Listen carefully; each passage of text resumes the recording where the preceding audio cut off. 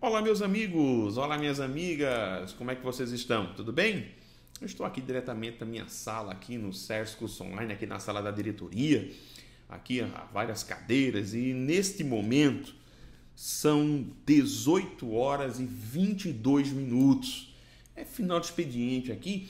Eu resolvi passar aqui rapidinho para gravar um vídeo para vocês comentando uma questão que foi aplicada numa prova do Sesgran Rio. Você que está se preparando para concursos aí, cuja banca é o Sesgran Rio, presta atenção aqui no nosso vídeo. Você, especialmente você que está se preparando para concurso do Banco do Brasil. E nesse momento em que eu estou gravando esse vídeo, as inscrições para o concurso do Banco do Brasil, elas se encontram abertas. Então, para você que está se preparando para o Sesgran Rio, eu queria trazer para você algumas questões, comentar alguns itens.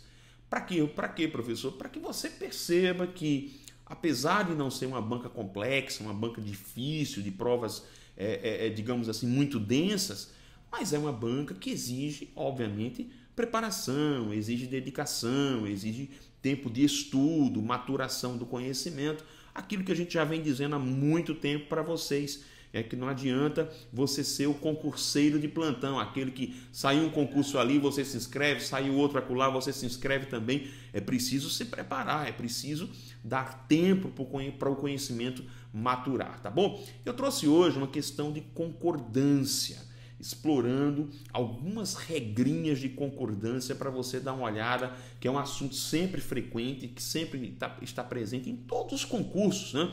Em alguns com as regras mais específicas, no outro concurso com regras mais conhecidas, em outro com regras mais detalhistas. Então, é sempre um assunto com o qual você vai se envolver em qualquer concurso público. Então, dê uma olhada comigo nessa questão que eu trouxe para você do Sesgran Rio.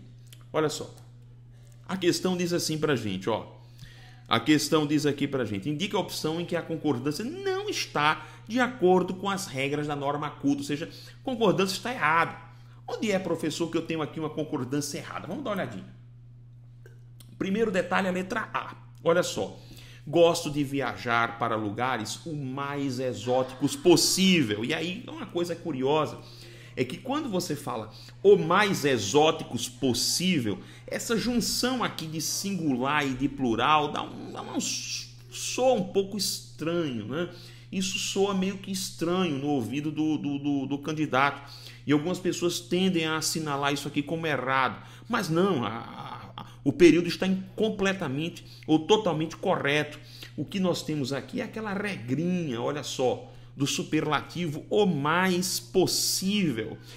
E os professores de português sempre alertam, né? Sempre chamam a sua atenção para dizer, ó, tenha cuidado, essa expressãozinha o mais possível, quando esse artigo, lá de trás desse determinante, ele se encontra no singular, lá à frente o adjetivo permanecerá no singular. Então, o mais possível, a mais possível. Agora, se eu flexiono os mais, eu vou ter que flexionar o adjetivo. Então, os mais possíveis, as mais possíveis, independente do outro adjetivo. Observe aqui, ó, eu tenho lugares exóticos, observem, né? Lugares exóticos, esse adjunto que está aqui, o adjunto para o substantivo lugar que está aqui, está flexionado corretamente. Aí eu vou ter a expressão do superlativo. A ideia que se transmite aqui é, eu gosto de viajar para lugares exóticos o mais possível. O que é mais possível? Ou eu gosto de viajar para lugares, olha só, se eu fizesse aqui os, aí sim eu diria os mais exóticos e lá à frente eu escreveria possíveis, né? Para poder estar de acordo com a norma culta. Então, a letra A, perfeita, está ok. Vamos à letra B. Compramos um sofá, uma poltrona e uma mesa antigos. Veja que coisa interessante. Nós temos um adjetivo, um único adjetivo, que está acompanhando, observe, vários substantivos. Eu tenho aqui 3 substantivos. O que é que a norma gramatical nos diz? Ela diz para a gente que quando eu tenho um só adjetivo posposto a mais de um substantivo, a regra diz: você poderá concordar com o último substantivo ou com todos os substantivos, se a lógica permitir do adjetivo. Ora, quando eu olho aqui, o adjetivo é antigo. Ora, eu posso ter um sofá antigo? Sim. Eu posso ter uma poltrona antiga? Sim. Eu posso ter uma mesa antiga? Sim. Então a lógica permite que eu efetue a concordância com todos os substantivos. Logo, eu posso levar o adjetivo para o plural sempre observando o gênero de prevalência. Ora, eu tenho sofá, que é masculino, eu tenho poltrona, que é feminino, eu tenho mesa, que é feminino. Então eu tenho a concorrência de um masculino com femininos. Logo, predominância de quem? Do masculino plural. Portanto, volta cá comigo, olha só, eu tenho um sofá, uma poltrona e uma mesa antigos. Perfeita a concordância desse adjetivo com todos os substantivos. Vamos à letra C. Então, veja, na letra A eu tenho concordância nominal, na letra B eu tenho concordância nominal, mas na letra C eu tenho um caso de concordância verbal. Observem, a maioria das pessoas espera. Observe que eu tenho aqui um sujeito que é formado por um núcleo partitivo. Lembra? Nós temos casos especiais de sujeito com partitivos. A maior parte de, grande parte de, a maioria de, grande número de. O que é que a gramática vai nos dizer? Quando você tem esses sujeitos formados por partições, né, que indicam parte de um todo, a gramática diz que você fique muito atento ao núcleo. O núcleo desses sujeitos observe, se ele é singular, eu já posso flexionar o verbo que está lá à frente no singular. Mas a gramática também diz, se você está com o núcleo do singular e aparece um determinante, um adjunto determinante no plural, um especificador no plural, você também poderia flexionar o verbo no plural. Então, quando eu olho esse exemplo, a maioria das pessoas espera, eu poderia também colocar esse verbo no plural. Quando eu digo espera, eu estou concordando com o núcleo do sujeito. Mas eu poderia dizer a maioria das pessoas esperam, fazendo aqui uma concordância atrativa com esse elemento mais próximo aqui, com esse termo mais próximo. Portanto, letra C, absolutamente correta. Vamos à letra D de dado. Eu gostei demais dessa letra D, minha gente. Por quê, professor? Porque ela arma meio que uma arapuca para vocês. Se vocês não tiverem cuidado, você pode escorregar aqui na letra D de dado. Por quê? Porque, veja, na letra D eu tenho aqui a existência de uma oração adjetiva entre o sujeito e o seu verbo. Ó, essa oração que está aqui, essa oração que está aqui, ela é uma oração adjetiva. E vejam que eu tenho o verbo aqui, ó, esse verbo da oração adjetiva, ele se encontra no plural. Agora você veja que logo em seguida esse verbo que está aqui, ó, ele se encontra no singular.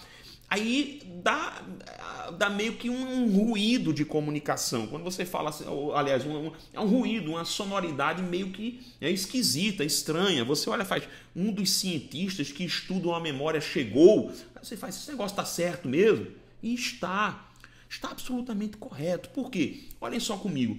O sujeito do verbo chegar, que vocês estão vendo aqui à frente, é esse termo aqui, dos cientistas, cujo núcleo é o é o numeral 1. E aí a regra diz o quê? Quando o sujeito for um dos, uma das, o verbo desse sujeito sempre permanecerá no singular. Percebam isso? Então, olha só, por isso que aqui eu estou fazendo isso, ó. Percebeu isso? Este verbo daqui, o sujeito, o núcleo dele aqui é o 1. E se é o 1, é o singular. Já o sujeito do verbo estudar, que vocês estão vendo aqui, ó, é o pronome relativo que vocês estão vendo aqui. E este pronome relativo está retomando o substantivo cientistas. Qual o detalhe, gente? É que não existe vínculo de concordância entre a oração adjetiva e a sua oração principal. Traduzindo, a questão de o verbo da oração adjetiva se encontrar no plural, nada impede que o verbo da sua oração principal se encontre no singular. É o que nós temos aqui. Caso bem nítido disso. Portanto, volta aqui comigo, olha só, a letra D absolutamente correta. Portanto, só me restou a letra E, e de fato ela é a minha resposta. Quando eu olho para a letra E, observem, mais de um funcionário vão pedir promoção? Não, bem tranquila, né, essa questão, gente. Olha só, mais de um funcionário, na verdade, vai pedir. Aí você, talvez que esteja iniciando os seus conhecimentos em língua portuguesa, talvez você se pergunte assim, mas professor, mais de um funcionário vai? É verdade. Mas esse mais de um funcionário, professor, não dá ideia de plural? Dá ideia de plural, mas a concordância na língua portuguesa, salvo raríssimas exceções, ela é sempre feita com o termo e não com a ideia desse termo. Nós temos sim exemplos de concordâncias ideológicas, silépticas, né? em que eu vou concordar com a ideia, mas são concordâncias muito raras.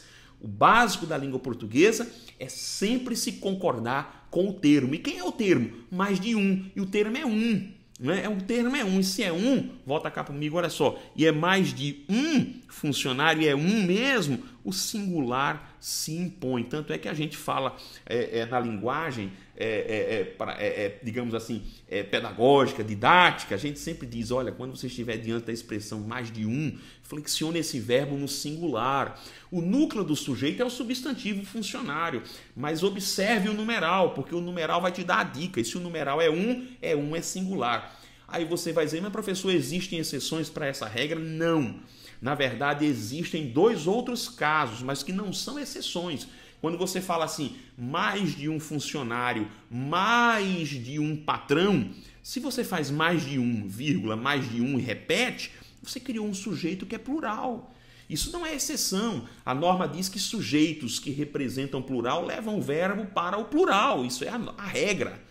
E outra regra é quando você tem, as gramáticas colocam isso, mais de um e o verbo indica reciprocidade.